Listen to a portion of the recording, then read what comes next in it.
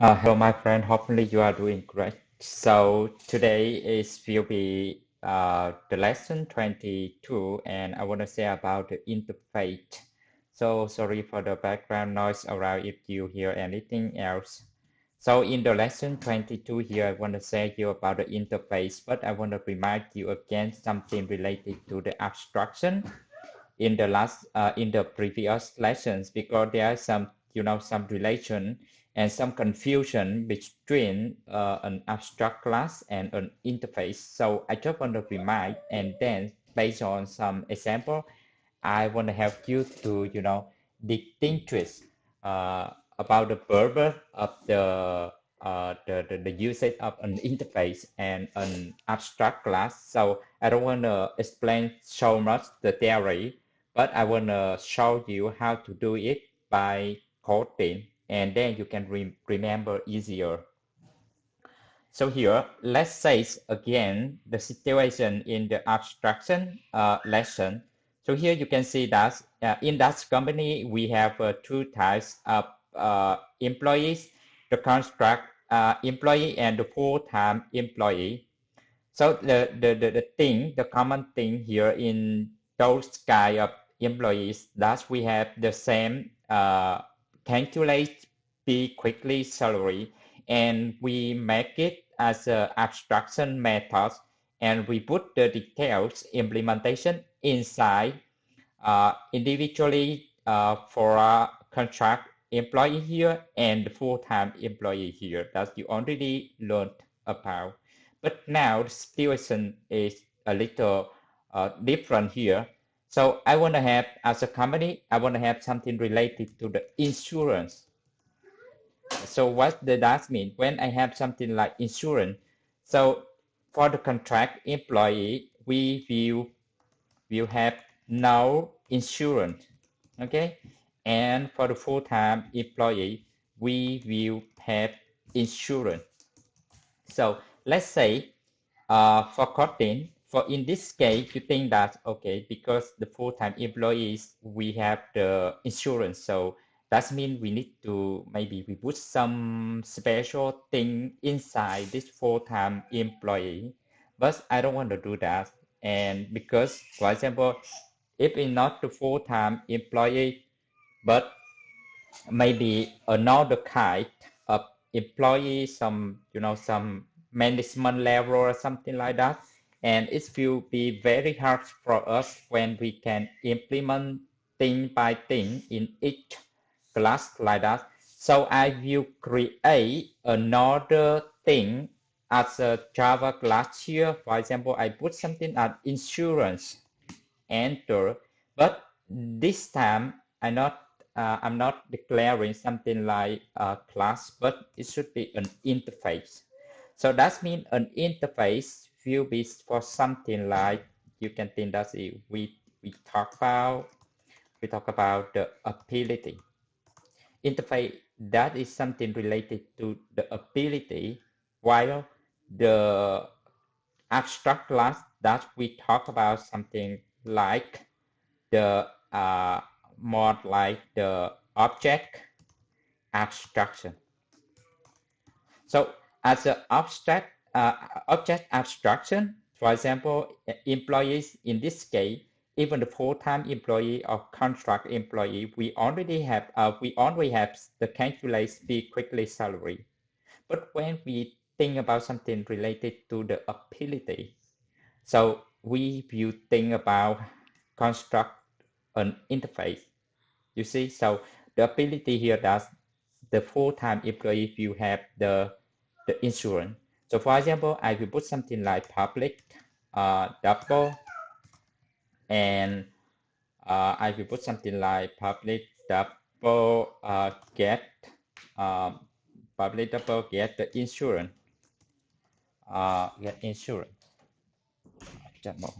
Get public double get insurance, and here it will be you need to remember that by default in the interface, in an interface, it will not accept any normal function. This is the difference between in usage between an interface and an abstract class. So in an abstract class, you can put a normal function. But here, for example, if you put something like public void, do something here, and you put it as a normal function, it will be something like an error that the interface abstract methods cannot have party.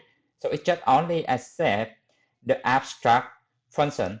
So by default, it will be an abstract function. So that means you can put abstract here, but we don't need to do that. Okay. So when you put something like this, it's by default an abstract method here.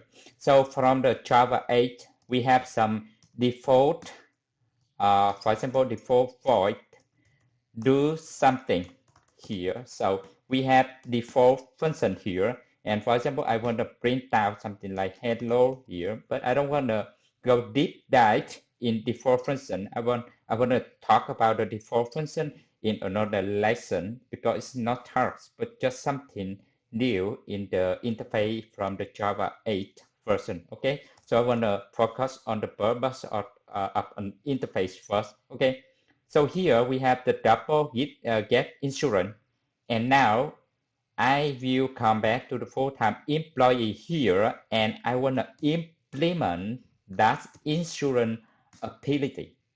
And then I will try to implement the method get insurance from the that interface. So that means I'm going to implement the detail inside here. So you can see I extend something abstraction, but I will implement some specific ability for this one. When I implement some ability and I will override the abstract method inside, that means I have something new for this class. Okay, so for example, I will return 50 here for the insurance. So that means when I calculate the quickly salary here, I set here, and finally I will return this salary plus with this dot get insurance. So for this full-time employee, along with the salary, I need to pay for the insurance as well.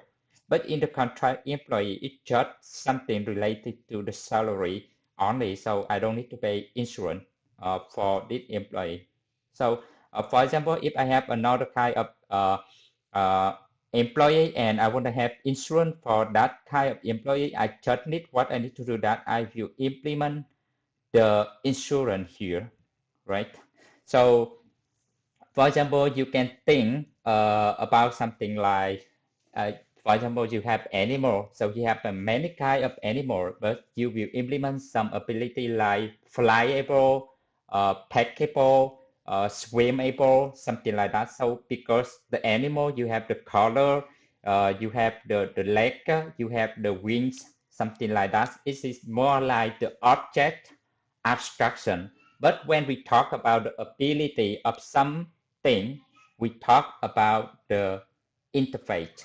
Okay, so I just want you to remember only one thing, and that will avoid your confusion when you think about making some ability to inject to some other classes around in this bucket. You think about the interface. When you want to make something abstraction for some classes, you will make a abstract class, and then you will inherit in those classes. When you want to have some ability, you just want to implement the interface. So the thing here that because we talking the abilities, so the abilities here that means you can have many more abilities. That means you can implement more than one interface.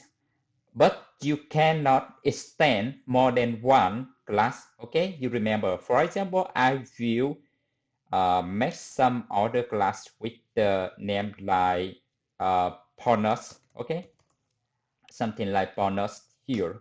So I can make it at an interface. And for example, I will have something like public double get bonus as an abstract method here. And because this one, the full-time employee will have another benefit ability that is bonus as well. So in the bonus as well, so I will override the guest bonus. For example, I will return 100. Okay, so you can see here I can implement more than one interfaces, but I just inherit only one class. So that means I can have a more than one ability, right? So as a duck, I can swimmable, I can flyable. So that's about the abilities.